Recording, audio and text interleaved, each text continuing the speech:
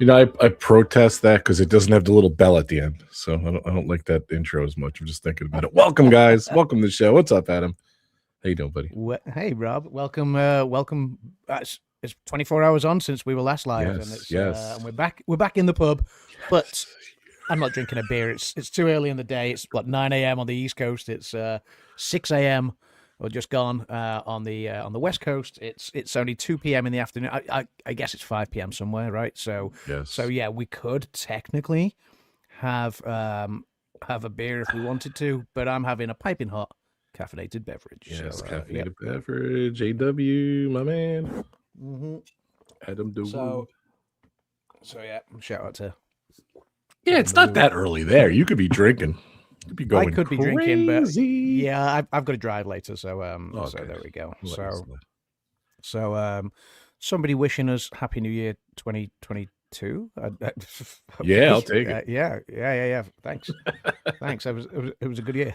I am a retro channel, so why Yeah. not? Um, but yes, we are 24 hours on from the Oscars announcements. Normally, we would do our sort of recap and analysis the day of, but I had plans last night, so we said, "Oh, let's sleep on it. Let's digest it. Let's process it." Obviously, we reacted live yesterday on both channels here on Adam's Land and over on RobFuz. So if you're on YouTube, check out RobFuz. Check out my channel, Adam's Land. If you're listening on the podcast or on the pubcast, you can find us on YouTube as well. Obviously, if you are listening, thank you very much for tuning in. And and yeah, here we are discussing the 2026 Academy Awards, the 98th Academy Awards Oscars nominees.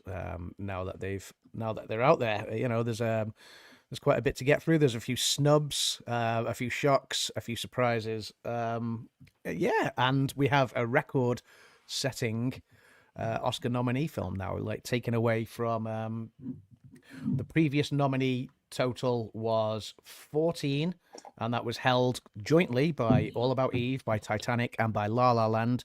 They all had 14 nominations apiece and were the most nominated films in Oscars history in any one calendar year. But Sinners, Ryan Coogler's Sinners, has taken that record with 16 nominations. And that's 16 nominations, if I'm not mistaken, I believe that's across 16 different categories as well, That's which is crazy. which is There's no impressive. duplicates in one category. Let me have a look if Sinners has a duplicate quickly. I know One Battle After Another is the second highest nominated this year with 13 nominations, but that's only across 12 categories because they Yeah, have yeah. two actors in the same category. But 7, 8, 9, 10, 11, 12, 13, 14, 15, 16. 16 different categories That is crazy. for Sinners. So that's, yeah. So it means there's only 50 films nominated this year. So 50 films totally nominated, and that's including your 35 feature length films, and then obviously your short films across the documentaries, the animated shorts, the live action shorts, whatever So 50 in total, which is a low number. Normally it varies between sort of 50 and the upper 50, 58 maybe or something like that. So 50 films, and I guess we've got Sinners and One Battle After Another to thank for that.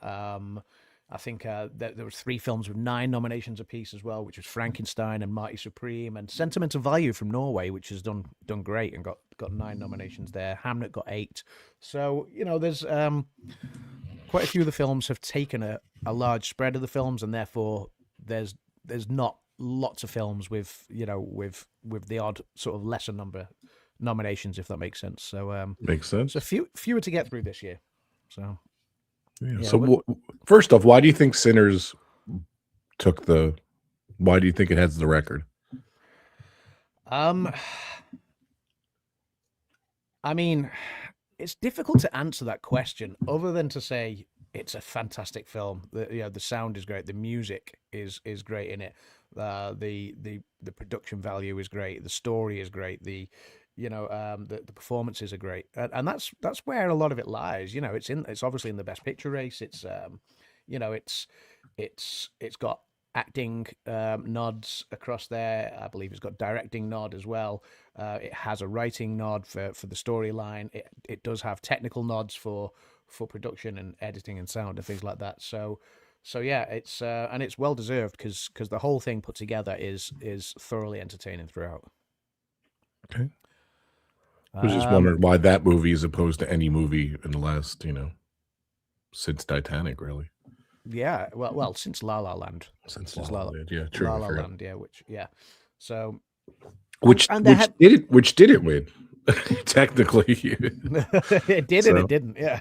That year, how many awards did La La Land win, and how many awards did the movie that won? I just escaping me at the moment. Do you remember off the top of your head? You're usually good with that stuff. I think La La Land won 8, if I'm not mistaken. It could be less. It could be 6. 6. Sorry. Yeah, La La Land won 6. And let's have a look. Moonlight, I think that won 2 or 3, if I'm not mistaken. So including 3. Best Picture. Yeah, 3. So including Best Picture, Best Supporting Actor for Mahershala Ali, and Best Adapted Screenplay for Barry Jenkins. And yeah, so how many did Titanic win? I'm going to put you on that spot. So I'll look that one up. So I believe Titanic was something like 11. If I'm not mistaken. 11, yeah. 11, yeah. Good call. Yeah. So there we go. Okay. So all right, so and it received 14 nominations, like you said. That 14 nominations. Record. But does this record amount of nominations, does that lock in that it's going to win Best Picture? What's your thoughts? It's early to say at the minute. One battle after another is doing a lot of the hard running at the moment. And we've seen it kind of ebb both ways, haven't we? I mean, if you remember, Power of the Dog got a lot of nominations that year, and then Coda swept in at the last minute and took it away with only 3 nominations as well. A bit like Moonlight did on La La Land. So La La Land did all the front running when that famously was announced as the winner and then lost to Moonlight. We have seen films that have been heavily nominated and gone to win it, like The Shape of Water, and like Titanic, obviously. But then, obviously, like I say, there's other films in the reckoning, and let's obviously not underestimate. Let's not underestimate One Battle After Another, because that has got 13 nominations, which is a very impressive haul. That's only one less than what the record stood at previously. So welcome into the pub, Mr. Fullerton Mraz. Exciting news for you, buddy, there. Going on American Idol this Monday, so that's fantastic. Welcome in Stevie Lee as well.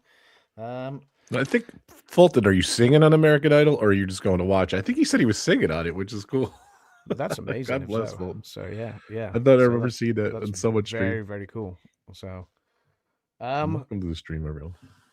Early, so some major snubs to get through as well. We'll talk about the snubs at the end. Like for anyone that's kind of not caught up with the I'm going to be singing, that's fantastic. Well done. That's awesome. That is very, very cool. So yeah, we'll talk about the snubs and the people that missed out, or the surprise inclusions at the end. Obviously, for anyone that hasn't sort of caught up yet, or stayed up to speed with what films did get nominated, this is your chance to kind of learn which films have been nominated. Yeah. Obviously, I will go into a further sort of in-depth dive into those films and what they're about in a separate video, which will get uploaded on Adam's Land in the coming weeks. So I need to obviously work on that, put it together. So bear with. But yes, we've got 24 categories to get through. We're going to go through all of them. So I'm going to add the first one in there. So real quick before we start, we have another award-winning thumbnail. If you guys check it out on our YouTube channel, if you're on the podcast, you got to see it. We are lounging, talking about the awards, and don't forget too. And I just wanted to thank my channel members and thanks everyone who supports us and our channel and our show, which is awesome. Our last show did amazing, Adam. Before we dive in, I wanted to say we did a ton of views. I think probably the best views in a long, long time. Thank you so much. I thought we had a great show yesterday. It's great to see people coming back to the pub. Yeah. And don't forget, we want to have you guys participate. We always ask people to do their picks. Believe it or not, Noah has his picks in already. So which is fantastic. Yes, so good. Thank you, Noah. And we're going to be doing our sheets. I'll be sending them out. So don't forget to participate. All right. That said, I'm sorry, Adam. Let's go. Let's add this in. Don't apologize. So the first category, announced for the nominees this year was this one.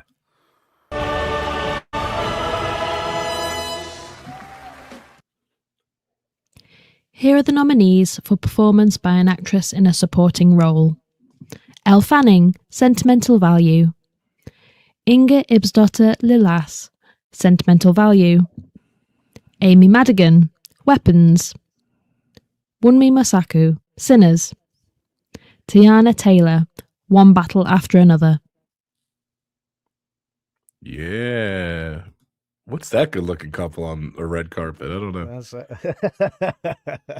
That's well, you know, Kimmy and I thought we'd get dressed up for the Nice. I occasion. like that. It was good. Or for an occasion. So, You're having way too much fun with AI. I love it though. We're having way too much fun with AI. Yeah, that wasn't actually us last night. That was or this morning. That was a photo done into AI. And why not? There's a couple of AI. There's a couple of AI films. Really, we'll get to that. That have been nominated this year. So yeah, but yeah, we'll get to that shortly. But yeah, so obviously we're looking at a technical difficulty there. No, we're looking at actress in a supporting role there. So Elle Fanning, Sentimental Value. So that's obviously Sentimental Value has got two nominees here in this one category. So Elle Fanning and Inga Ibsdotter Lilias. So that's, you know, it's a Norwegian international film. So it's so to see performances in there straight away off the bat, I'm looking forward to seeing that film because that's not the only nominees for that film for the acting categories. Amy Madigan from Weapons, fantastic performance. I've seen Weapons. I've seen Amy Madigan's performance. I was expecting more nominees for Weapons. This is the only nomination that film got. Wow. Okay. But it's a well-deserved one because Amy Madigan's performance is brilliant. So, she's a great actress. Yeah. Sure. Wunmi Mosaku, Sinners. Again, Sinners is full of fantastic performances, as I've touched on earlier. And Tiana Taylor, possibly doing the front running right now because she won the Golden Globe. She was shocked because Amy Madigan did win the Critics' Choice Award. So, but Tiana Taylor won the Golden Globe. So that'll be an interesting battle to see how that one plays out. That's not a pun on words, obviously talking about Tiana Taylor and One Battle After Another, but there are, again, One Battle After Another is loaded with performance nominations. So, but there we go. So that was the actress in a supporting role category. Why do I always feel like one award show someone wins and another, like that's always like split those supporting categories all the time? It right? Sometimes, yeah. I mean, sometimes you get locks, and the locks are, we've seen it before though. We've seen the swing as well. You know, there was, if you remember back to when the second Black Panther film came out, and there was a lock there until Jamie Lee Curtis swooped in and won the BAFTA and the Oscar, or was it the SAG Award and the Oscar? I can't remember, but she swooped in and completely stole the performance away, completely stole the award away for Everything Everywhere All at Once. Yeah. You know, and that was the reaction in the crowd was very telling. So yeah, that was yeah. I mean, sometimes you get those swings, sometimes you get locks. It'll be interesting. You know, sometimes you get the odd. I love award season where there was one year, I can't remember which year it was, but there was one year a couple of years ago where we went into the Best Actress race, where 4 of the 5 nominees had won awards that season. Yeah, I remember. So that. Yeah, and that was like, well, who's going to take the Oscar? So we'll see how this goes. But yeah, some great performances in there that I've seen already. Some that I'm looking forward to seeing. So yeah, that was the actress in a supporting role category. The next category is lined up and was.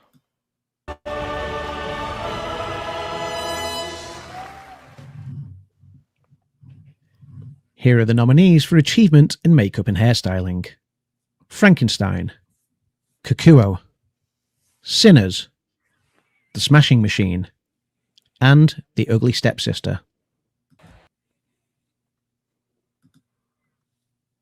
So, from this category, I've only seen Sinners so far. I'm really looking forward to seeing The Smashing Machine. I've seen the transformation that Dwayne "The Rock" Johnson goes under, and I'm looking forward to seeing that. I don't know anything about Kakuo, if I'm being honest. Coo. I just want to sing a song. Coo. I don't know. Sorry. Please don't. Sorry. I'm joking. Again, similarly, I don't know anything about The Ugly Stepsister. So yeah, Frankenstein looks. I mean, Frankenstein. I'm expecting good things because it's a Guillermo del Toro production. You've seen what Guillermo del Toro has done before in like The Shape of Water and Pinocchio and things like that.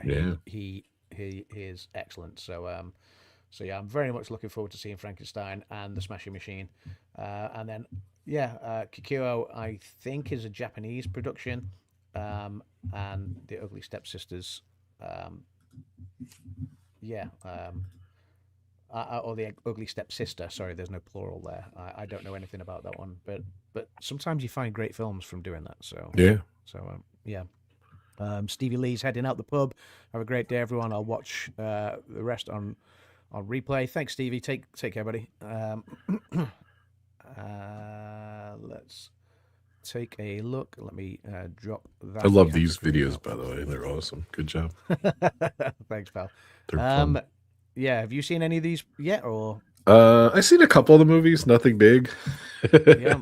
Any you're looking forward to seeing? I saw Wicked, but that's not nominated. I saw. Well, yeah, we will get to that. There. We will get there. Yeah. So, Zootopia 2.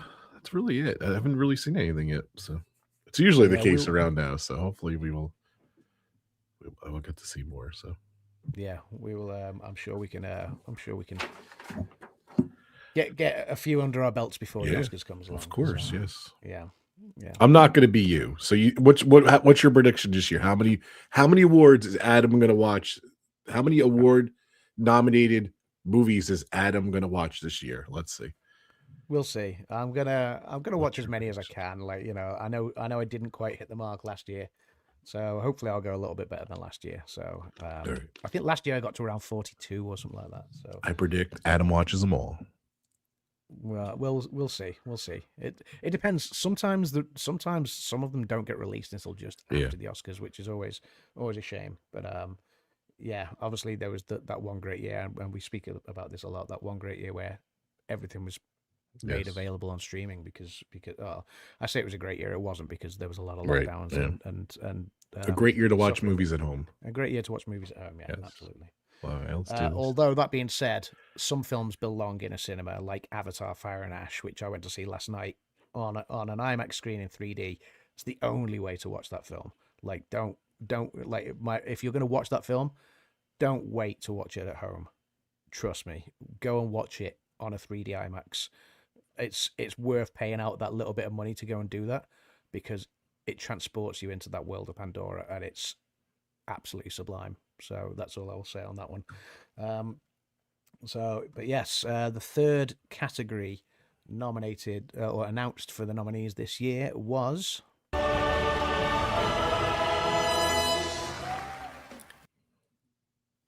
Here are the nominees for music, Best Original Score: Begonia, Frankenstein, Hamnet, One Battle After Another, and Sinners.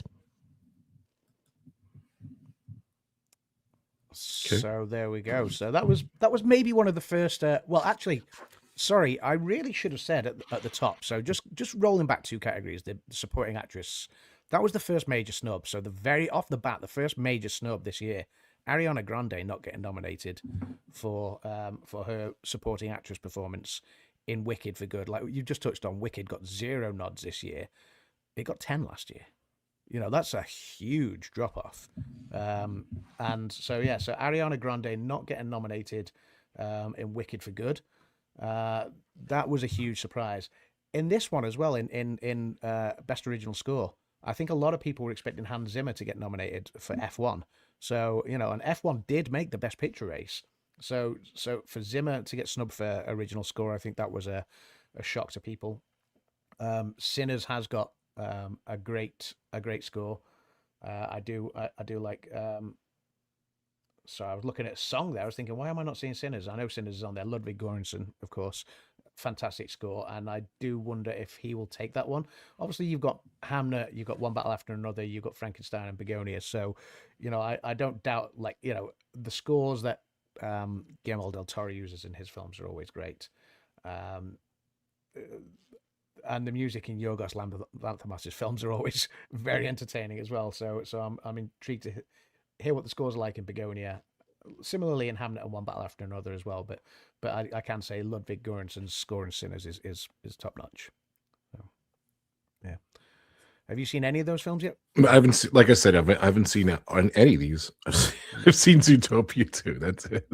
Well, you've Seen got one. some, yeah, you got a little bit of Oh, catching up to do. I'm like, sorry, well, and I saw K-pop Demon Hunters. We saw. okay. See, I've not seen that one yet. So I've seen two. So I did see Elio, which is also nominated. oh, I'm sorry, and I saw Elio too. So I've seen there 3 you of the go, movies. see? Yes, There I'm you sorry. go. Thanks for pulling There that you out of go. me. So we did see that in the theater. So I'm noticing a pattern though. It's all cartoons for you. It's all animated. yep, that's what we like over in this household, the RobFuz household. You know, it's funny though. Like Elio was really good. I really liked it. You know, not many people loved it, but I loved it. It was great, and it just kind of.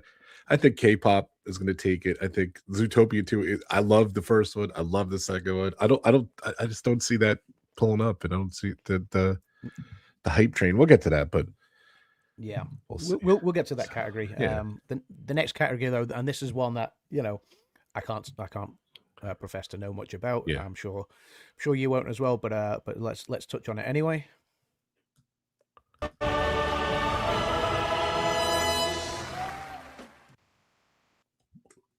Here are the nominees for Best Live Action Short Film: Butcher's Stain, A Friend of Dorothy, Jane Austen's period drama, The Singers, and Two People Exchanging Saliva. Interesting name at the end there for that last one. Wait, hold on a sec. First off, I feel this category every year there's like a controversial title in like the shorts or the documentary or something. I think they do it on one of the purpose. shorts. Yeah, usually there's a controversial title in one of the shorts. Sometimes in the short animateds. I'm looking through, and because obviously it has the filmmakers on the Academy website as well. So and sometimes in these live action shorts, you will get a well-known filmmaker, who's normally more synonymous with feature filmmaking. And what's that one known recently? to the general public? They're normally involved, but I'm not seeing any. Maybe Steve Pinder, but yeah. Or you'll get like an actor in there or something, a well-known actor. Yeah, exactly. What was they had a well-known actor and a well-known director like 2 years ago or something. Yeah, I know the one you mean. I can't remember it off the top of my head at the moment. Yeah. I'd have to go and do a search through, but at the moment that's not it's like it's not jumping out at me, which is fine. But yeah, so I do enjoy the live action shorts though. Like the live action shorts, the documentary shorts, even the animated shorts as well. Like I do enjoy them because sometimes, it's something that just kills 30 minutes, but they can be thought provoking. They can be quite entertaining. So yeah, I don't know anything about any of these movies at the moment, but I'm very much looking forward to viewing them and seeing what they are. And obviously, speaking of the shorts, the next category is also amongst the shorts.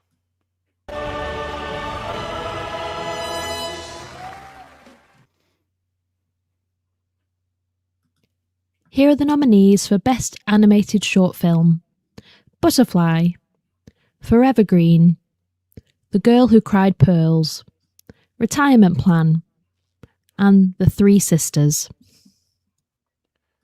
Oh, again. What was I got the movie, by the way. The Wonderful Story of Henry Sugar. Yes, with Wes Anderson and Benedict Cumberbatch. Yes, that's what we're thinking that's about. Right. So. Yes, that's the one I'm thinking about. Yeah, and that was great. It was a really well done film, that one. But yes, this one again, I'm looking through. I don't recognize any of the filmmakers, but again, you can sometimes get some really fun little animated shorts in there, really cute ones. So I'm very much looking forward to watching them when they become available. Sometimes they're difficult to track down. Yeah.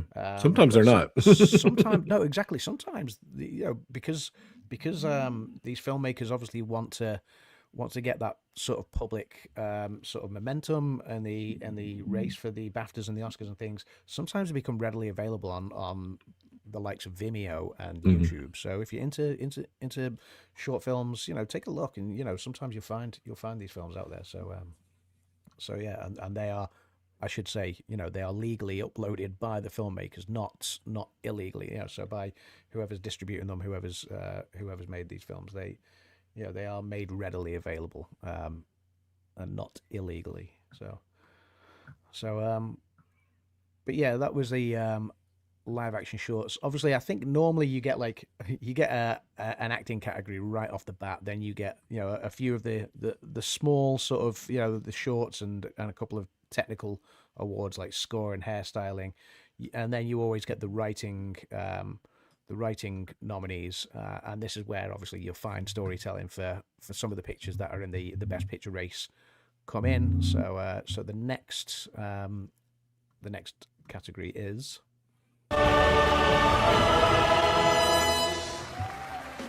here are the nominees for writing best adapted screenplay: Begonia, Frankenstein, Hamnet, One Battle After Another, and Train Dreams. You guys look so lovely. Thank you. Give me 1 second.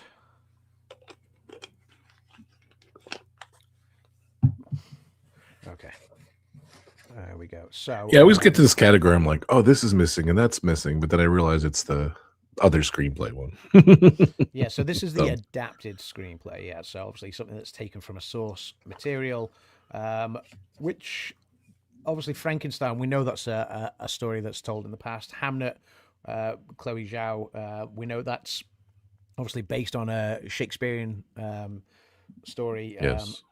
Yes. So I'm Train Dreams was taken from a book, I believe. One Battle After Another and Begonia, I have no idea where those have come from. But yeah, I'm very much looking forward to seeing all of these films. Oh, Train Dreams I have seen. Train Dreams is, I really enjoyed that one. Yeah, I was going to say, you saw Train Dreams because you said you liked it. Yeah, I did see Train Dreams, and it was a nice little story. So yeah, I did enjoy that one. I do suspect One Battle After Another might take this one. Paul Thomas Anderson. I think he took the Golden Globe for writing. So I do suspect that's where the smart money is at this early stage. Obviously, there's a lot of award season to go though, and momentum can gather with other productions as well. So we will see what happens there. But that is the adapted screenplay category, and then obviously you get the other one that you were talking about, the original screenplay category. Sometimes we're like, we didn't realize stuff was adapted, so like it's a confusing category sometimes for me. Yeah.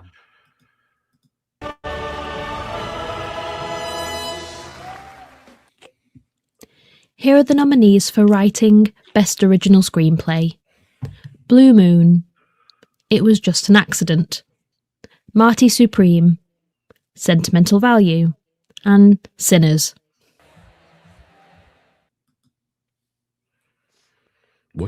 It Was Just an Accident? What is that? It Was Just an Accident. I believe that is an international okay. film as well. I could be wrong there, but I believe it is a yeah, it's an internet. It's France, from France. Yeah. Yeah, I was going to say I believe that is nominated in the international films category. Yeah. So I could be wrong there, but I believe that is in the international films. So I don't know much about Blue Moon. There are a couple of nominations for Blue Moon. It Was Just an Accident, like I say, is one of the international ones. Marty Supreme has got quite a few nods, including Best Picture. Sentimental Value is arguably the strongest performing of all the international films this year. It's got 9 nominations, including a lot of acting performance ones. But yeah, I think Sentimental Value is going to take a few awards this year. I do. Yeah, I think so too. You're saying. Yeah, a lot of the Academy voters, especially the European element, obviously like to support the international films. So I do think Sentimental Value could take a few awards there. So it's one that I'm really looking forward to seeing. I have a trip to Norway coming up later this year as well. So obviously with this being a Norwegian film, I'm gonna have a little bit more vested interest in it, I guess. But again, Sinners screenplay written by Ryan Coogler, fantastic. So I can't praise that one enough. So yeah, very much looking forward to seeing that.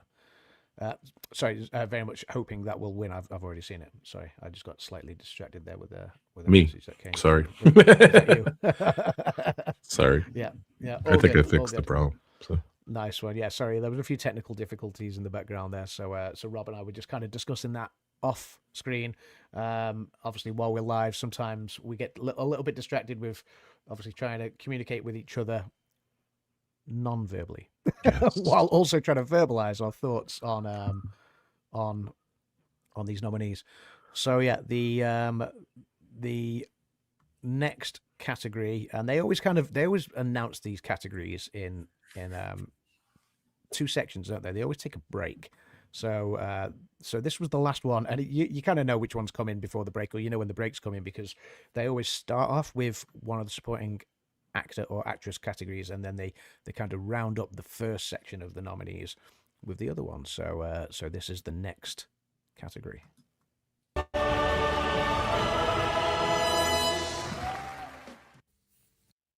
Here are the nominees for performance by an actor in a supporting role. Benicio del Toro for One Battle After Another. Jacob Elordi for Frankenstein. Delroy Lindo for Sinners.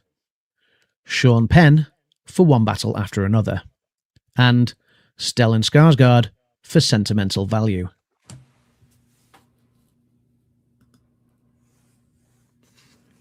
What are you thinking? There we go. So, okay. So, I mean, again, two nominations here for One Battle After Another. So this is the one where they duplicate their nods and therefore can only get, unless there's a tie here somehow, between. So there's never been a tie, have there? And Sean Penn. There has been ties in the past. Oh, yeah. okay. Benicio del Toro and Sean Penn both nominated for One Battle After Another. Delroy Lindo, Sinners, again, like I say, Sinners has got some great performances throughout.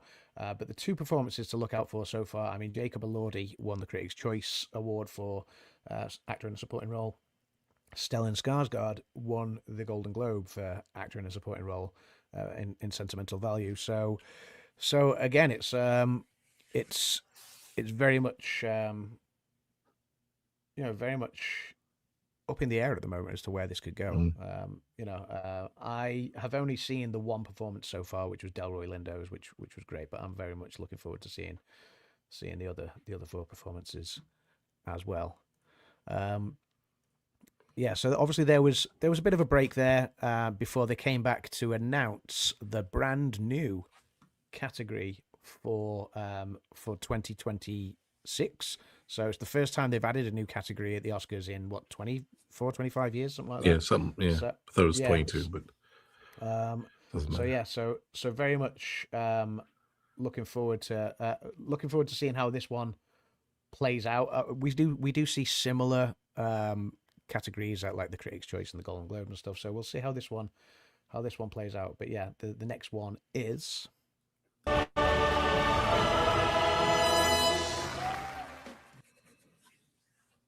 Here are the nominees for achievement in casting. Hamnet. Marty Supreme. One Battle After Another. The Secret Agent. And Sinners.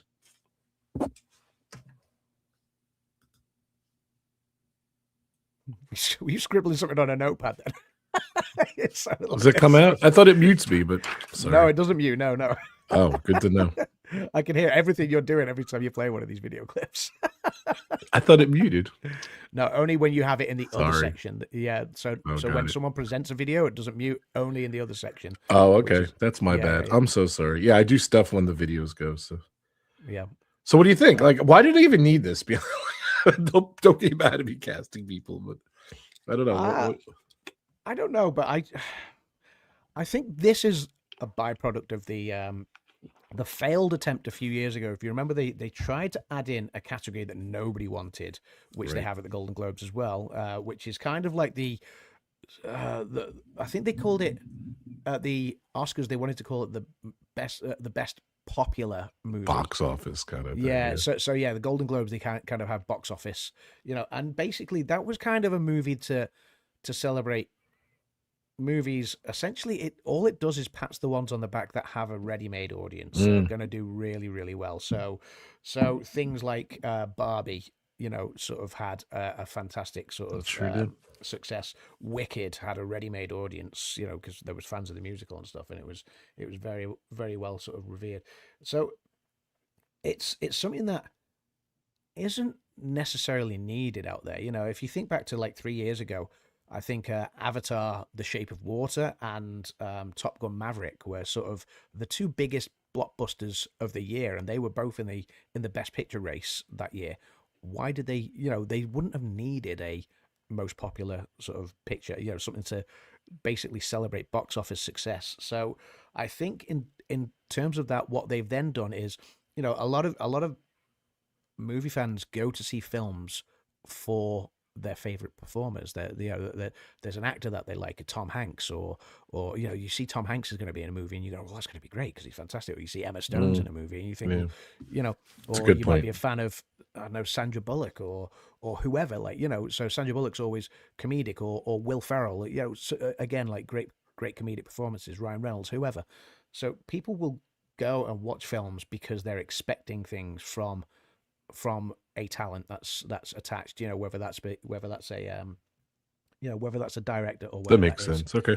A performer. So I guess this is where it's come in is and obviously a movie, you could have one good actor in it and a load of lesser known actors, and you either see that one well-known actor carrying the movie or phoning it in, as they're sometimes accused of doing, which I think is sometimes unfair. And you sometimes see a movie where you're like, wow, this cast is, you know what I mean? And you kind of go, this whole ensemble is fantastic. sure. And I guess, I'm intrigued to see how this award is received over the coming years. I would like to see an award in stunts, personally. So I'm not sure if that's something that's down the line, but that's where I would like to see the next new Oscars category is stunts, because I think there's not enough recognition for the stunt performers out there who literally risk life and limb to tell these stories sometimes. So yeah, but yeah, I'm looking forward to seeing how this one goes. Obviously, casting, we have got Sinners has got a great cast. One Battle After Another has got a great cast. Hamnet looks great. Again, performances in there that are nominated. Snubs from Hamnet as well, which we'll get to. Mighty Supreme, and The Secret Agent. So that one in casting, obviously not many people know about The Secret Agent. I believe that's the movie from Brazil. But Wagner Moura is nominated for Best Actor there. So yeah, it's interesting that one's crept in. There are some other movies that I could think of that maybe, have not entered the conversation yet, and maybe that's because they're not competing this year. Maybe they're going to be in next year's awards categories and things. But yeah, so we will see. But that's the new casting category. Like I say, I think Sinners has done well at the Golden Globe so far and at the Critics' Choice in similar categories. So we'll see how that one plays out. The next category announced.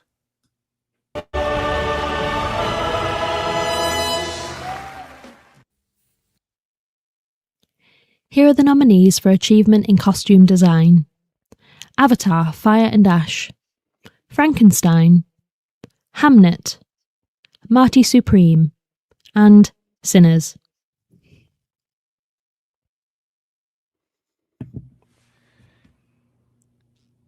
So obviously, a lot of Avatar is heavily CGI and VFX based. So I'm fascinated that one is in the costume category, and I can't remember if Shape of Water was nominated for costume.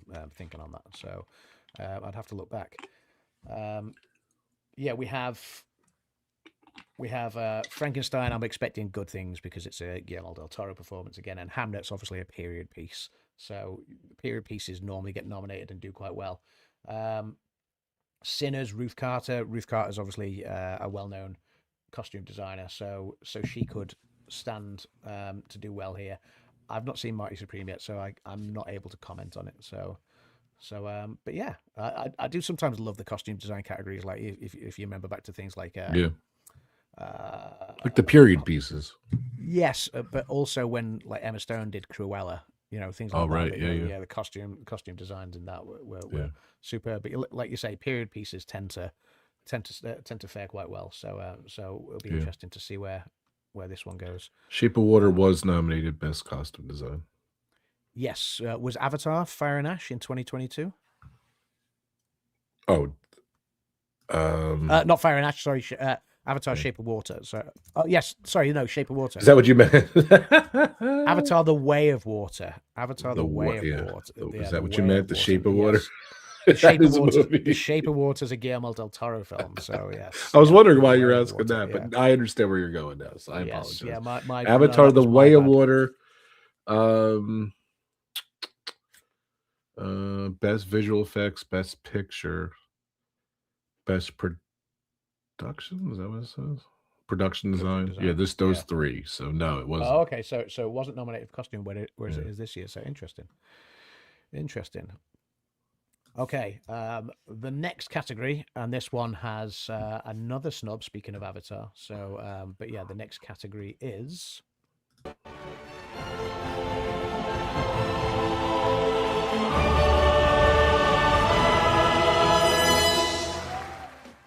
Here are the nominees for Music Best Original Song. Dear Me from Diane Warren, Relentless. Golden from K-pop Demon Hunters. I Lied to You from Sinners. Sweet Dreams of Joy from Viva Verdil. And Train Dreams from Train Dreams. I like that when you looked at Kimmy and gave her the look of love on that one. So I like that one. Viva Verdi, I got that one wrong. This is interesting because obviously you can only get 5 nominees in this category. Now, the Viva Verdi song I think was the surprise inclusion here, at the expense of 2 surprise snubs. So I think obviously Miley Cyrus's song "Dreamers Yeah. One," which is from Avatar: Fire and Ash, that has been sort of hyped up during awards season. It's been nominated in other awards, so that was a surprise omission. But also Ariana Grande's "The Girl in the Bubble" from Wicked for Good, and I think having seen that Ariana Grande was snubbed in the actress category, and then seeing that there was no song, bearing in mind, I think at the Golden Globes, Wicked for Good had 2 nominees, if I'm not mistaken, in the Best Original Song category. The fact that there was nothing for Wicked for Good in this, that started to spell bad news for Wicked, I think. Yeah. So, I remember yesterday you were like, uh-oh. yeah, that was, it was absolutely staggering that The Girl in the Bubble wasn't nominated. So yeah, This category's always strange, I'll be honest with you. it's always like yeah, I mean, 1 or 2 good songs, and the rest you're like, what is that? yeah. So obviously Diane Warren nominated once again. I Yes. think the Academy are just desperate for her to win, so they're going to keep on nominating her until she finally wins. Because is this like a 9th year on the bounce now? Her 17th, I think, In this a will be her row, you were 17th, saying, right? 17th nomination, 9 on the bounce. Yeah, nine in a row. But unfortunately for Diane Warren, as much as I would love to see her win finally, I think it's going to go to Golden from K-pop Demon Hunters. Oh, 1,000%. I'm Yeah, sorry. I've If Diane got- Warren wrote Golden, she would have won. But yeah, not I today. Lied to You. I Lied to You from Sinners is a good song. Sweet Dreams of Joy, I don't know, from Viva Verdi, and Train Dreams from Train Dreams, again, good song. But yeah, this is 100% going to Golden. So so that's an interesting category to see 2 strong songs snubbed, and then Yeah. a Oh, Ed surprise Sheeran, inclusion. Drive was a good song too. I was watching that this morning for he did it Yeah. on. He has his all-star band doing it, which was awesome. He was on Jimmy Kimmel. I was watching it this morning. Such a great song. Oh wow, okay. So Yeah, so some surprising snubs there. So it's it's actually, it'll be interesting. Like it's going to go to Golden surely, but Yeah. I really hope Diane Warren swoops in and gets a surprise win on the night, maybe. But, God bless K-pop Demon Hunters and Golden. Like it's such a big success. Like, and I think they made this movie and they didn't realize how big it was. And the sequel's like 3 years away or something. And and like the whole resurgent, like the band was like just on like performing again. I've seen him like 3-4 times in the last few weeks, like I guess for the Oscars, and it's a fun song. It's Yeah. clearly gonna Yeah. win, but all good. So all right, on to the next one. On to the next one.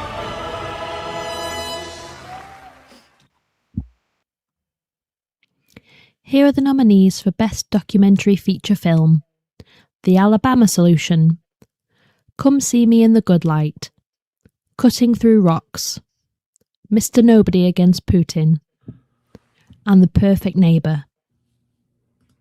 Real good. Oh, real quick before we move on, my prediction: Diane Warren's gonna win. They're gonna make a documentary about her Oscar run. She's gonna wait. Hold on. She's gonna write a song for that, and that's what she's gonna win for.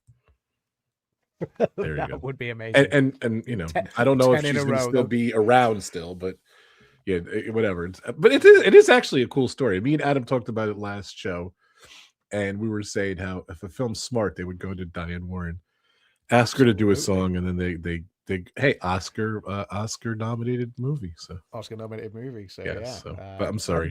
Forgot about Yeah, that. and sometimes like just the films that have only been nominated for song, like the Viva Verdi one. Like, let's see, it's the only one I think it's nominated for, and it could be a great film. Like like 4 Good Days was. Is that animated? I think it is animated. That one's. I'm not sure. Viva I'm not Verdi. sure. I've not looked into that one yet. So Yeah.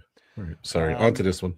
yeah, documentary feature, like The Alabama Solution. I don't know what that solution is. I'm intrigued to find out. Mr. Nobody Against Putin. It's interesting that it says nominees to be determined. So on the Academy website, so you have the filmmakers for The Alabama Solution, for Come See Me in the Good Light, for Cutting Through Rocks, and for The Perfect Neighbor. But Mr. Nobody Against Putin, nominees to be determined. It's nobody. Is that Mr. Nobody? Is Yes. Mr. Nobody the filmmaker? And yeah, that's so yeah, very very intrigued by that one. so but yeah, again, some of the documentaries are really insightful and I think we all judge books by its cover. Sometimes we just want to be entertained, but some of these documentaries are powerful. They're things that we maybe wouldn't have watched if it wasn't for the Oscars runs. So yeah, I do look forward to seeing the documentaries sometimes. Some of them are really hard watches, and some of them, can really pack a punch, really carry a lot of emotion, things like that. But yeah, and some of them can be tough to get through, but yeah, they're always great to watch. For sure. And I credit Adam a lot because he said, "Oh, go watch this, go watch that." If I don't get a chance to watch everything, he's like, "You definitely got to watch this one." And some are intense. And if it wasn't for Oscars, I would have never known about him. So yeah, absolutely. For sure. So yeah, speaking of documentaries, the obviously we just had the documentary features. The next category is here are the nominees for Best Documentary Short Film: All the Empty Rooms, Armed with Only a Camera: The Life and Death of Brent Renaud, Children No More: Were and Are Gone, The Devil is Busy, and Perfectly a Strangeness.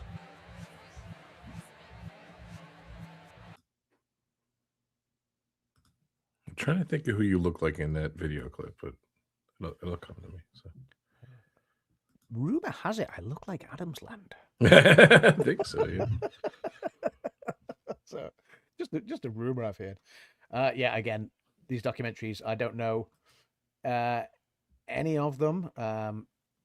Armed with Only a Camera: The Life and Death of Brent Renaud is done by Craig Renaud, so I'm guessing that's a relative. So I'm going to guess it's a I'm going to be interested to see what that one is. The Devil is Busy. I'm intrigued to know what that one's about.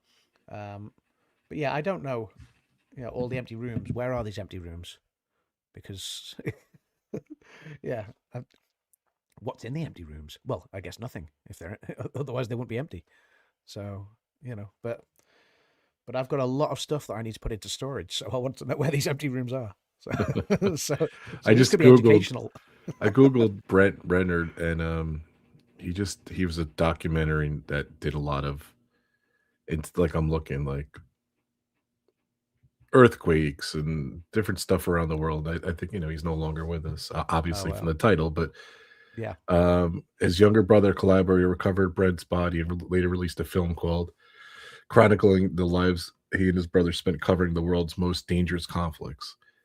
And it's on HBO Max. HBO Max makes really good movies, so we get to see that one. So and it's his passport photo as the photo on Wikipedia, which is intriguing. So we'll see. That should be an interesting one. So we'll see for sure. So yeah, so the next one, and again, this is one where we're likely not going to know much about these films, but although 4 of them have been talked up a lot during award season. So the next one, big year for international.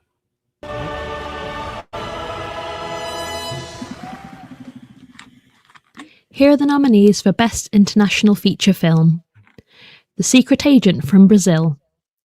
It Was Just an Accident from France. Sentimental Value from Norway. Sirat from Spain. And The Voice of Hind Rajab from Tunisia.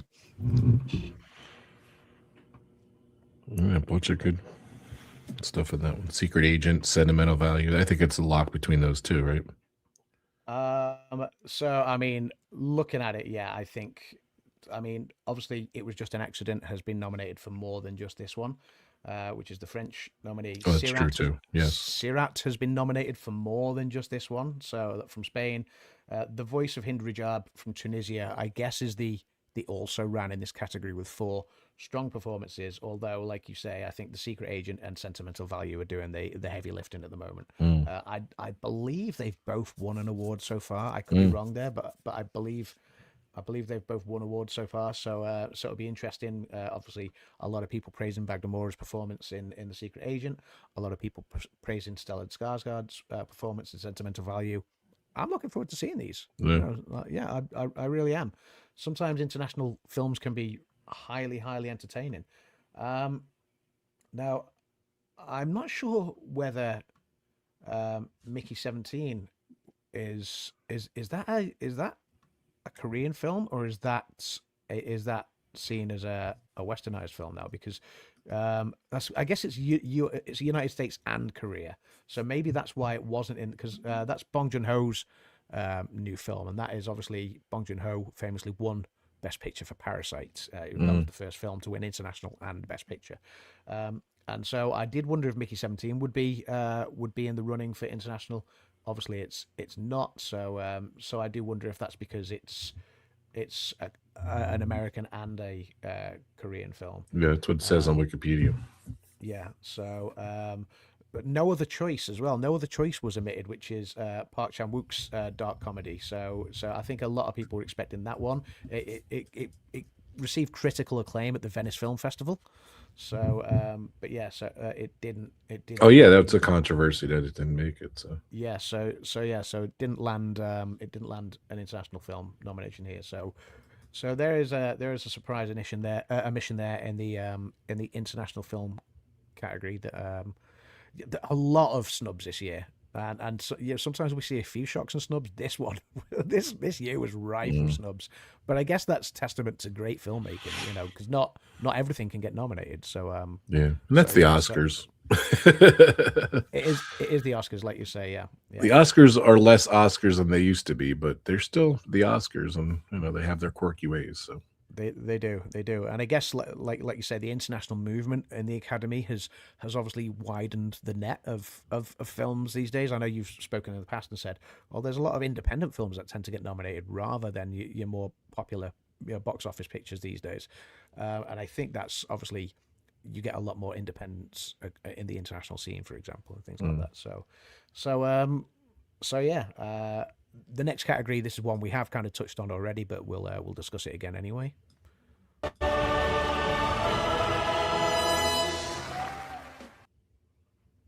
Here are the nominees for Best Animated Feature Film: Arco, Elio, K-pop Demon Hunters, Little Amelie or the Character of Rain, and Zootopia 2. I'm going to let you take this one because this is your category, my friend. I don't know. It's up in the air too. I don't know. It's I know Arco has a little bit of a buzz. Of course, Zootopia is Disney's biggest animated box office winner ever. Elio did so, but I think just K-pop Demon Hunters, the momentum it has, it was incredible. So I don't know. It's gonna be a tough category. What do you think? Yeah, I mean, I think this is going to be one of those films where Zootopia in any other year could have obviously done well. Arco could have done well.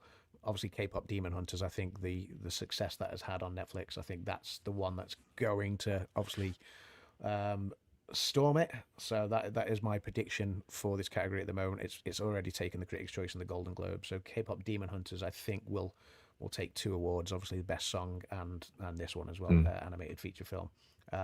Which is a shame for the other ones in the running because I think in any other year it would be a much tighter race. But there we go.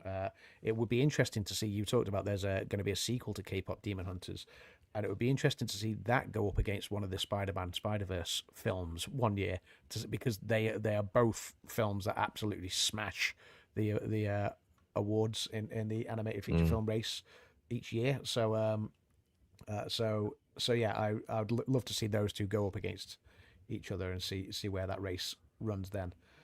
But yeah, that's the animated feature film. I don't see anyone taking it off K-pop Demon Hunters at the moment. I just think that's a lock. A lot of award season race to run, but that's just where I see this at the moment.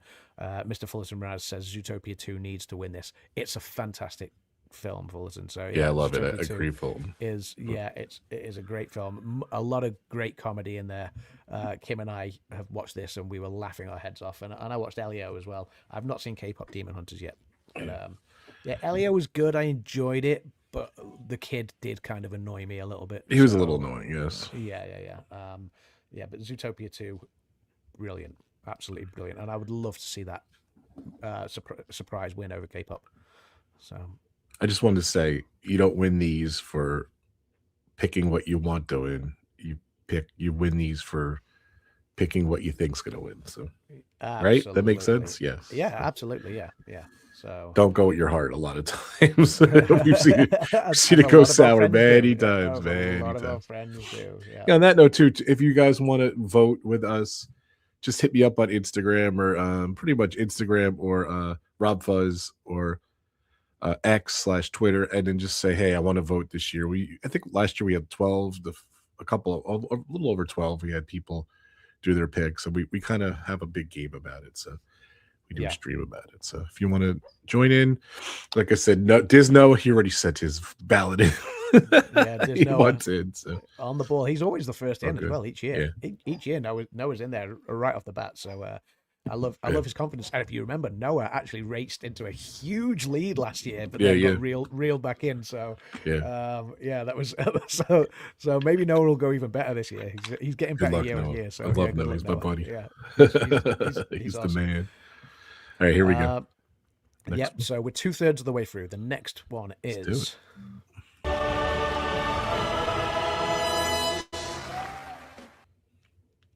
Here are the nominees for achievement in production design: Frankenstein, Hamnet, Marty Supreme, One Battle After Another, and Sinners.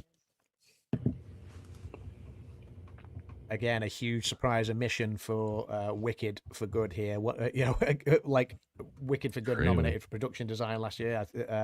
Did it win? I can't remember what won production design last year. I want to say Wicked was up there. I could be wrong. But yeah, it was, what won production design last year?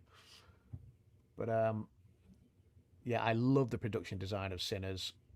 I'm looking forward to seeing One Battle After Another and Mighty Supreme. Hamnet, I'm expecting good things, and Frankenstein again. Yeah, last year Wicked did win for best costume design and best production design. That's all it won for. That was So there we go, and was completely snubbed for both of those categories this year. So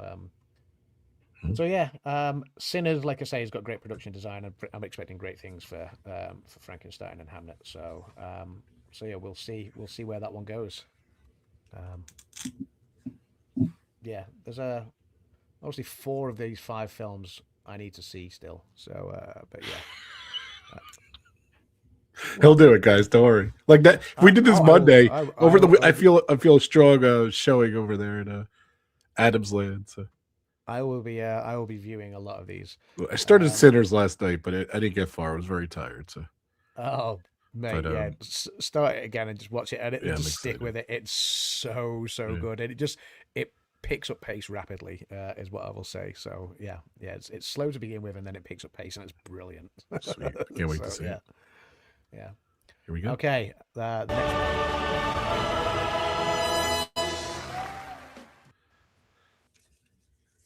Here are the nominees for achievement in film editing. F1, Marty Supreme, One Battle After Another, Sentimental Value, and Sinners. Extra long stare at Kimmy on that one. So Extra long stare. AI I just Adam. wanted to- yeah, that was AI Adam making sure he'd read these right for film.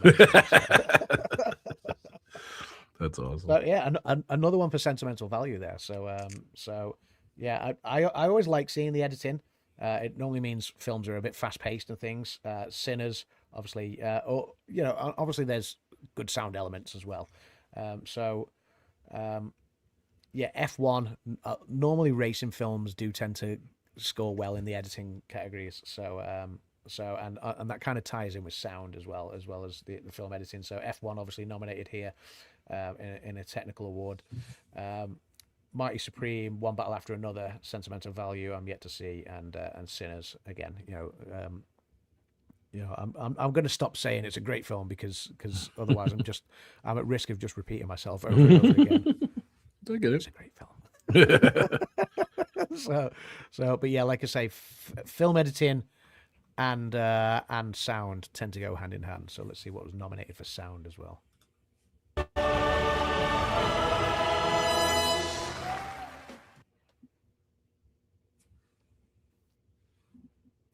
Here are the nominees for achievement in sound. F1, Frankenstein, One Battle After Another, Sinners, and Sirat. Again, another A little major sheet snub here, for look. Wicked there, because Wicked, we've already touched on it. It got 0 Yeah. nominations, but a musical getting 0 nominations in sound. Wow, that's mind blowing.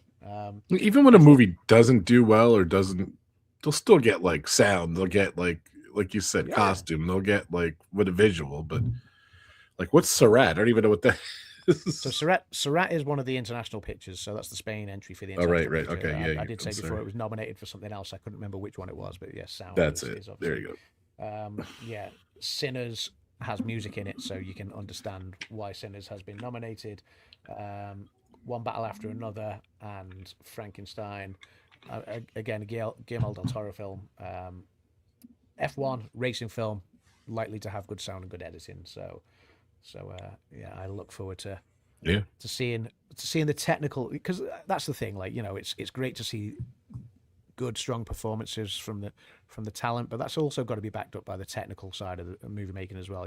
Those that do the editing, that do the sound, the production value, cinematography, things like that. So visual effects as well. Although I think we all know where the visual effects award is going to go, but let's take a look.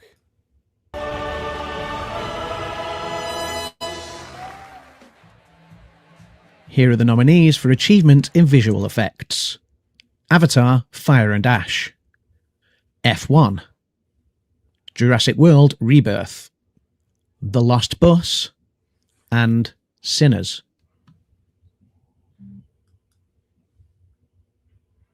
You're like, oh yeah, Jurassic Park movie came out this Yeah, year. so the new Jurassic Park movie, I'm looking forward to seeing that. I've not seen it yet, so I am looking forward to seeing that. Yeah, The Lost Bus, I've got no idea what that one's about, but I'll be intrigued to see it. Obviously, F1, we've already got F1 in film editing and in sound, and it scores in visual effects here as well. But I mean, like I touched on before, go to the cinema, go and watch Avatar: Fire and Ash Yeah. on an IMAX screen in 3D, you know, on the biggest screen possible. Oh, it's yeah. I thought the original Avatar in 2009 was amazing, you know, because it transported you into that world of Pandora. I loved that. Obviously, Avatar 2, The Way of Water. Let me get it right. The Way of Water was obviously The pushed bold back and back movies. and back because they had to actually develop the tech to film that underwater, you know, to make that what it was. So they had to wait until, you know, they had the ideas before the tech was even invented. So they had to kind of invent the tech to shoot that. This one combines both. You have the water elements, you have back in the forest elements, the bioluminescent stuff. Yeah, it's stunning, absolutely stunning. So Avatar: Fire and Ash, it's already taken the Critics' Choice and the Golden Globe. I'd be staggered if it doesn't win this. Mm. Like I say, I'm looking forward to seeing the other films as well. So I've seen Sinners already. I'm looking forward to seeing Jurassic World. Really? You Rebirth. saw Sinners? I can't believe it. Yeah. Did I not tell you? It's F1, easy. It's Lost good. Bus. I don't know what the Lost Bus is. But See, I bust his chops because I know he's gonna see at least 40 of these. Minimum 40. I'll be disappointed if I don't hit Yeah, 40. yeah, exactly. Yeah. Which is great. So, God bless you. yeah. And then obviously the last of the technical awards.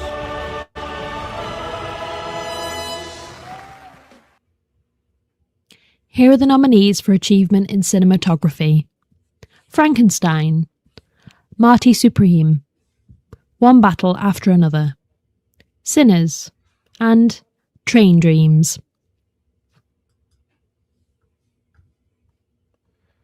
Cinematography then. So and you know, it's quite often noted that film editing, cinematography, directing, you know, they're the ones that kind of help Yeah, steer I was just gonna say that.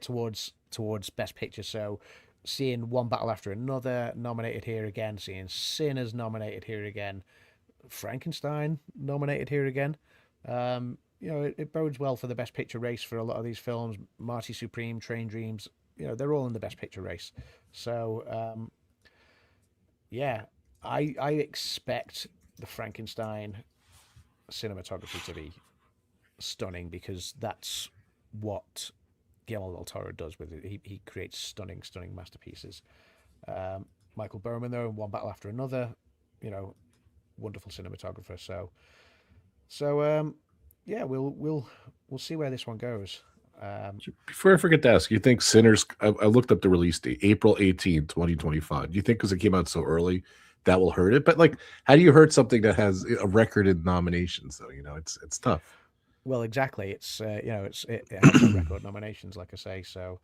So, but then we have seen some films in the past score. You know, we touched on this earlier. You see films that score big and land big, like The Shape of Water and Titanic. You see some films that score big and score nothing. And Yeah. we have seen that in the past as well. Recently, yes, 100%. Yeah, like Last couple of years.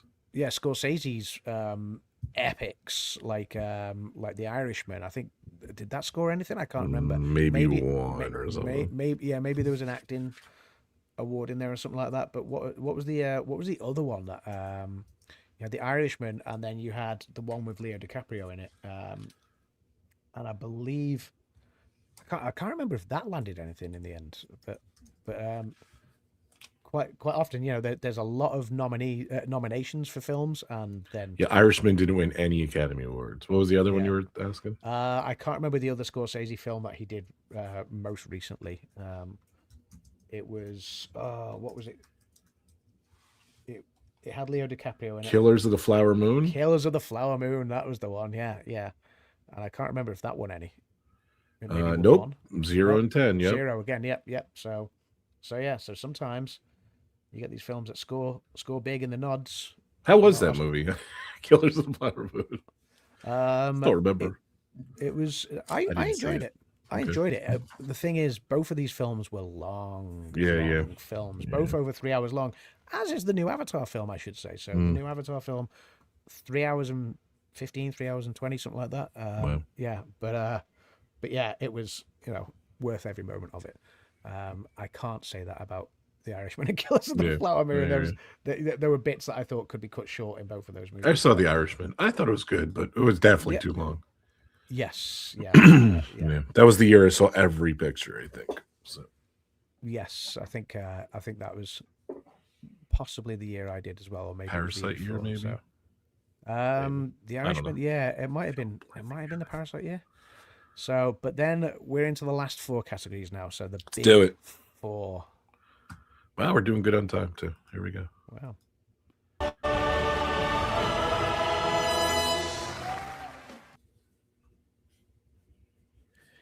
Here are the nominees for performance by an actor in a leading role. Timothy Chalamet from Marty Supreme. Leonardo DiCaprio from One Battle After Another. Ethan Hawke from Blue Moon. Michael B. Jordan from Sinners. And Wagner Moura from The Secret Agent.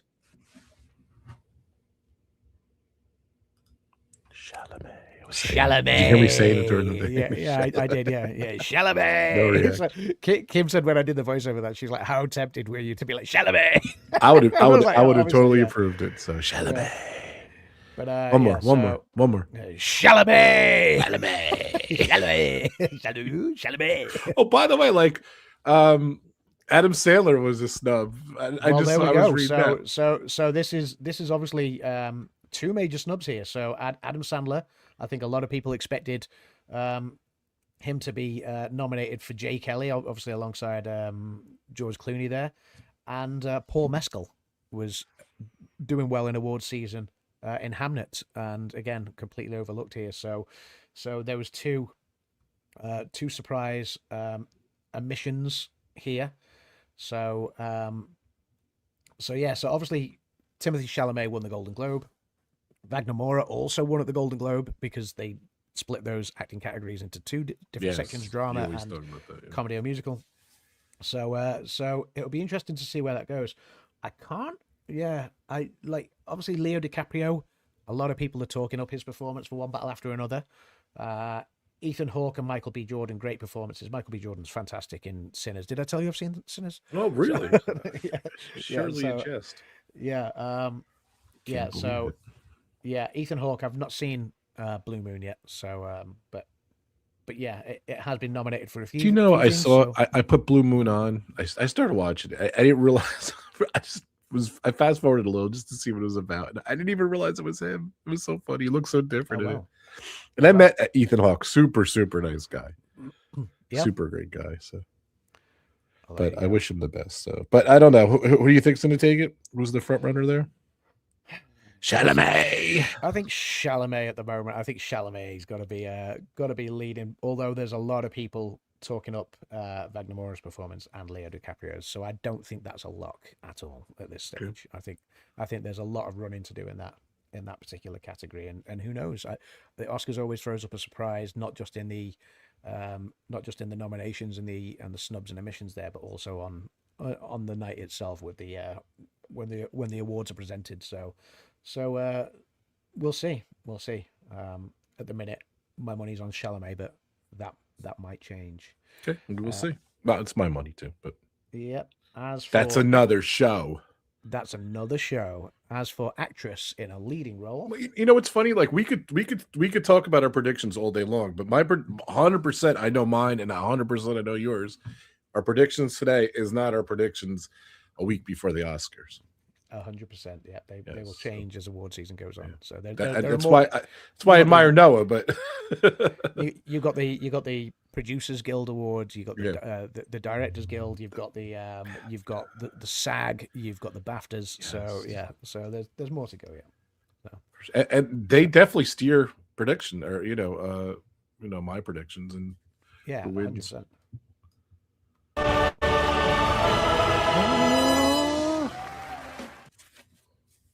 Here are the nominees for performance by an actress in a leading role. Jessie Buckley in Hamnet. Rose Byrne in If I Had Legs, I'd Kick You. Kate Hudson in Song Sung Blue. Renata Reinsver in Sentimental Value. And Emma Stone in Begonia. Hands down, this is always my hardest category every year. Actress can go anywhere, can't it? So, Yes, I mean, every year. obviously Kate Hudson. I think this is Song Sung Blue's only nomination as well. Yes. So like Amy Madigan got supporting actress in Weapons, and that was the only nomination for Weapons, which is a great film and I think deserved more.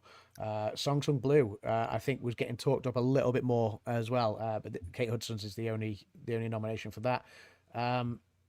Renata Reinsve for Sentimental Value. Again, like I said, there's quite a few performances along that one. I think 4 performances have been nominated for Sentimental Value for an international film. That's fantastic. Emma Stone, we talked about her yesterday on the stream yesterday.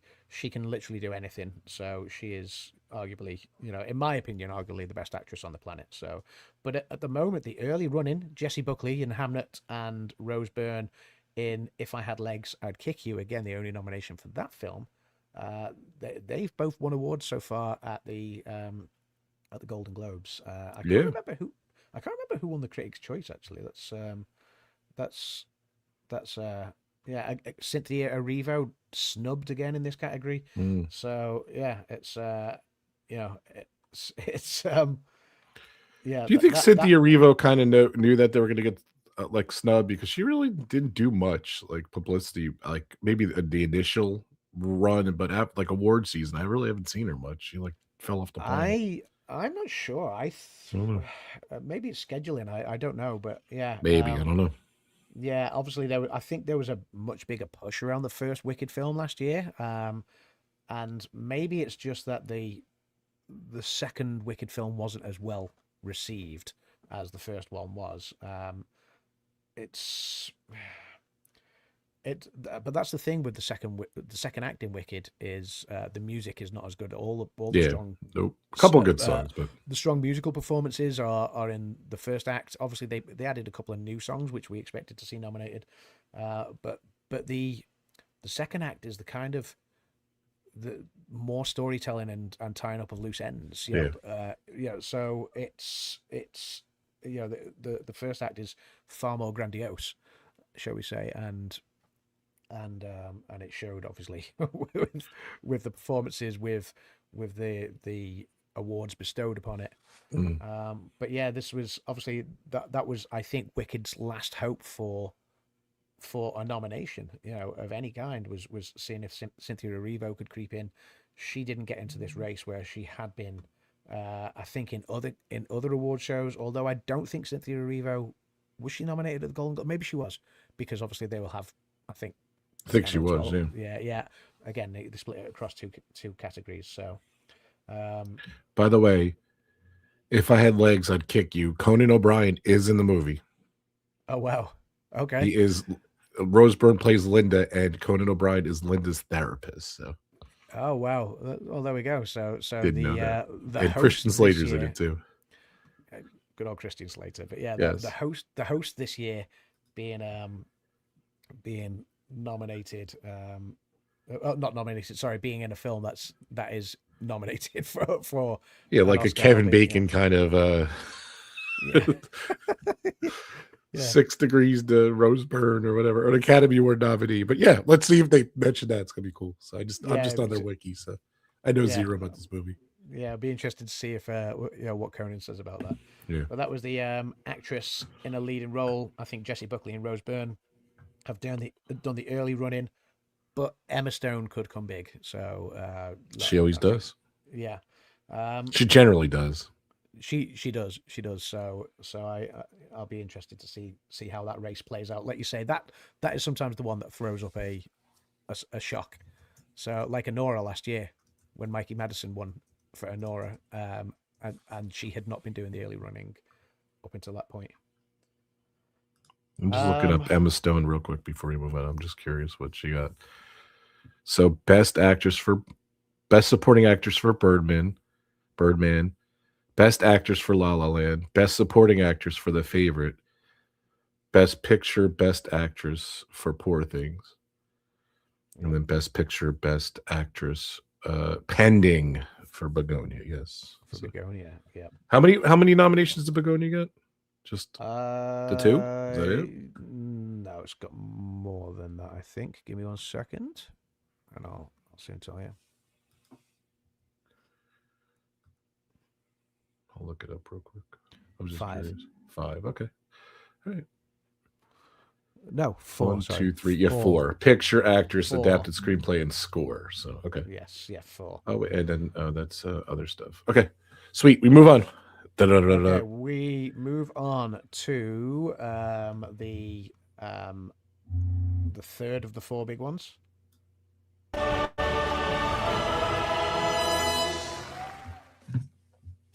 Here are the nominees for achievement in directing: Chloe Zhao for Hamnet, Josh Safdie for Marty Supreme, Paul Thomas Anderson for One Battle After Another, Joachim Trier for Sentimental Value, and Ryan Coogler for Sinners. There we go. So yeah, a few good directing performances here. Obviously, Joachim Trier has got 9 nominations for his film for his international film. So I'm sure he'll, he's well worthy of this nomination. Josh Safdie, Marty Supreme's obviously scored well as well. Chloe Zhao, a former Oscar winner, she won for Nomadland. One of very few females to have won the directing. I think is it only 3 females have won directing in the past. So, so Hamnet, I think she will be talked up. Ryan Coogler, Sinners, say no more. Because I've said it all already. Well, Paul Thomas Anderson too has a buzz going, yeah, so we'll see. Paul Thomas Anderson, I think, is the one to beat right now. for sure. Yeah, Paul Thomas Anderson has already taken the Critics' Choice and the Golden Globe, so he is the front runner at this point in time, I think, and I can see One Battle After Another probably being the one that scores big at the moment. But like we've said, there's 6 weeks to go. Give or take, maybe more, 7 weeks maybe. So a lot can and will change in the Oscars races. So we see it every year, and I'm fully expecting a push, a surge in momentum, a battle, and I'm here for it because that's the best part of the Oscars, when we think something's locked in and then someone else swoops in and scores big, and that's what I'm here for. Yeah, but that takes us to the last. But hold on a sec. Before we move on, how often does that happen though? Where like the buzz and then something just totally.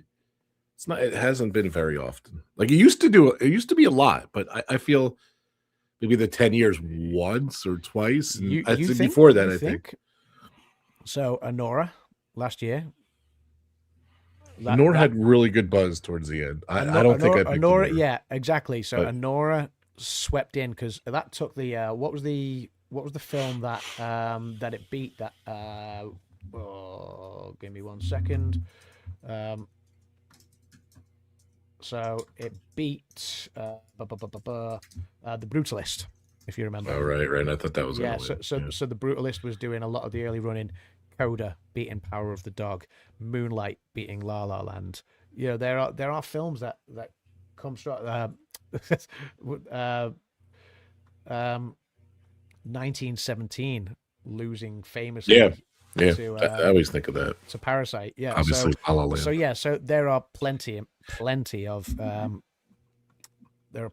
examples of that momentum swing.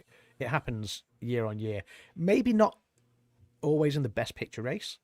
There was if you remember famously a couple of years ago, Oppenheimer was the film to beat and stayed solid throughout, and it was winning most awards, although it famously lost sound, which I think everyone expected Oppenheimer to take. It had taken sound everywhere else, but it lost to The Zone of Interest, which had a much so Oppenheimer had a grand sound. The sound design was epic, whereas The Zone of Interest had a much more impactful sound design. And that was one of the shocks on the night, but a well deserved win for The Zone of Interest. So yeah, you will see swings of momentum. Not in every race, but in some races, absolutely. So, but here we go with the big one.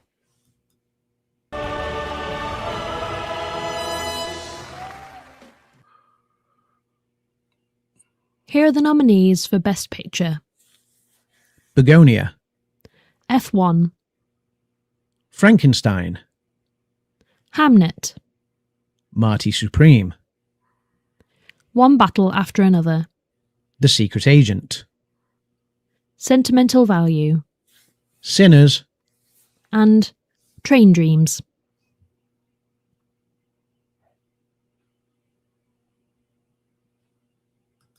I love that you left it up there. There we go. Here we go. There they are. Last final look. Bye, guys. Thank you so much for helping.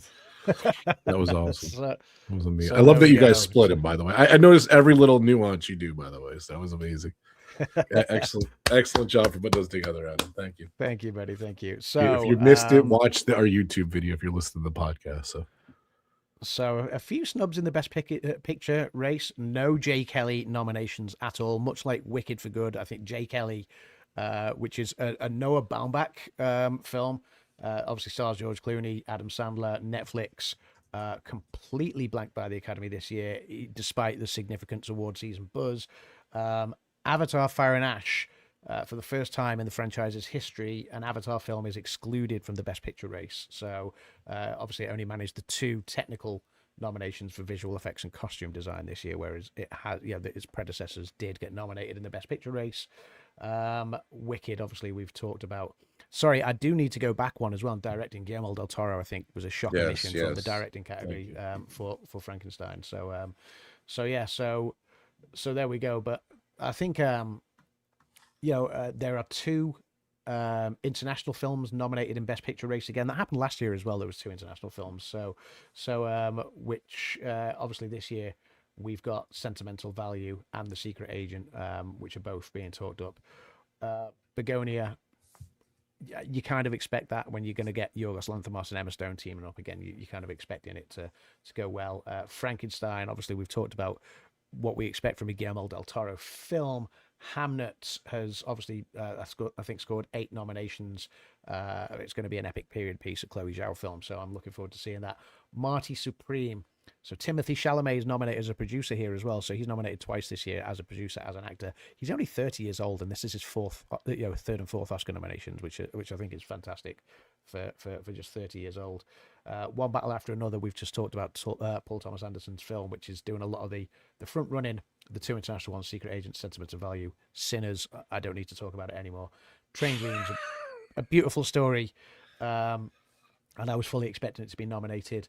But I think the one that crept in that was a surprise was F1, which is it's been nominated for 4 nominations. Obviously, the 3 technical ones we were talking about before, so film editing, sound, visual effects, and somehow, even though it was omitted from score, even though there are no performance nominations in there, so Hans Zimmer's score was left out. There are no performance nominations, or there's no director nomination or anything like that. But somehow F1 has crept in where I think other films were maybe expected to get in there, like J. Kelly. So F1 is the surprise inclusion. Or Wicked for Good. Or Wicked for Good, yeah. Or Avatar, like I said. Or Avatar, yes. There are some surprise omissions. There is a surprise inclusion. So yeah, and that's our Oscars 2026. How come no one's mentioned Steven Spielberg was co-producer of Hamnet? Did you know that? I've seen him around award season this year, so I knew he was involved with. Yeah, I was wondering what he did too. I couldn't remember which picture it was. I knew he was involved with something this year. But Hamnet, again, I've not seen Hamnet yet, so I hadn't sort of deep dived too much into it yet. A lot of times he just like kind of puts his name on stuff, and I feel he just whatever. But yeah, I love Steven Spielberg. He does no wrong for me. So yeah, so there we go. Though, a record 16 nominations for a little film called Sinners. That Oh, did you see that yet? I don't know. Yeah, Congratulations! it's good. I'm watching that today. I'm watch definitely it. checking it out. So. Watch it. One Battle After Another, 13 nominations across 12 categories. Frankenstein, Marty Supreme, Sentimental Value, all with 9 nominations apiece. Hamnet with 8 nominations. So, yeah, there was obviously 317 films, I think, whittled down to 201 films and then nominated, whittled down to 10 films. Begonia, F1, Frankenstein, Hamnet, Marty Supreme, One Battle After Another, Sentimental Value, Sinners, The Secret Agent, and Train Dreams. Those are the big ones. Warner Brothers, I think, obviously it's well publicized that Warner Brothers is currently struggling financially, and obviously is in the middle of a sort of bidding war between Paramount and Netflix. But Warner Brothers led all the studios this year with 30 nominations. How much? 30? Great. I talked over you. Sorry. 30. Yep. 30. Netflix and Neon both got 18 apiece. So Netflix has dominated in the past. So it's great that Warner Brothers, a traditional studio, has taken the nominations lead there. Netflix and Neon 18 apiece, like I say. Historic gains for women, apparently. So a record 74 women have been nominated this year. That's awesome. So that's a record. So yeah, I think that's great. Wait. 74 women got nominated for Oscars? Yes, across the different categories. So whether they're involved in any of the technical fields, the filmmakers for maybe any of the shorts, obviously for directing, for performances, things like that. So producing. But yeah, 74 women in total have been nominated this year, which is a record. 4 non-English language performances have earned acting nominations. So two for The Secret Agent and 2 for Sentimental Value. Most of them are, I think, for Sentimental Value. Sorry, 2 international films, Secret Agent and Sentimental Value, were nominated for Best Picture and International Film. I mentioned, obviously, 30-year-old Timothée Chalamet becoming a 4-time nominee. We've mentioned that this is the inaugural Best Casting category sort of debut. And we have mentioned, obviously, the major snub. Jay Kelly was a major snub, but the big one, I think, that surprised everyone was Wicked for Good being completely shut out. Those are the hot takes this year. Yeah. But there's some great films out there to go and watch. And so Best Picture, Sinners, One Battle After Another, and the takeaway maybe Sentimental Value, you think? I think Sentimental Value could be in the running there. Yeah, I guess those 3, I think. Well, that's today. We're doing this January 23rd. That's what I think Frankenstein was maybe in the running until Guillermo del Toro got overlooked for director. Yeah. So yeah, Hamnet might be in the running. Chloe Zhao's in there, so we'll see. But yeah, I think One Battle and Sinners are going to be the 2 to beat Sentimental Value. I think is going to do better than people are expecting. We'll see. Yeah, we'll see. All right, there we go.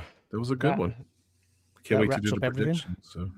Yes, the predictions, and we'll cover a bit more. And like I say, I will do a deeper dive into the nominated pictures, so people can get a better understanding about what these films are. So obviously stay tuned to the Adams Land channel for that. And I will. And if you're not sure what any of these films are, if you're not sure what One Battle After Another is, or Sentimental Value, or Frankenstein, or Sinners. I mean, everyone's familiar with the Frankenstein story, but obviously Guillermo del Toro takes these stories into different places and things like that. So, but yeah, if you're not sure what any of these pictures are, stay tuned. I will obviously get a video up that sort of deep dives what they're about and what they're nominated for. Yeah. So I know Fulton was asking about some movies. Watch his channel, Fulton. Make sure I know yours on your channel. So he has a great video explaining all the movies. So awesome. Okay. Yeah. I can't say when the release date of that is because I still need to work on it more. But I'm you do an amazing job. In the next couple of weeks. So yeah. Sweet. All right, buddy. Great stream. Maybe we'll be on next week. I know next Friday's my birthday. Maybe we could do a stream for my birthday. We're not sure yet, but we will see. I'm hoping to be. I know I've got my band is rehearsing for a gig at the moment, so awesome. so I'm practicing tonight, which is why we went early today. Yes. I'll be honest, I like these early. Well. I like these early shows. We're not really drinking, but in the pub, but we're not drinking in the really pub, good. But yeah. Yeah, we should. A lot of competition. Yeah, the pub's normally a little quieter in the day because people are working. So Yeah. But Well, if you're watching the replay, thank you so much. Don't forget, we have a podcast. I'll be putting that up today. The other 2 shows we just recently did there are live on our podcast channel. And thank you so much for the RobFuz channel members and my sponsor. Thank you guys so much. And definitely check out Adam's Lane if you haven't. We got to get that guy to 1,000.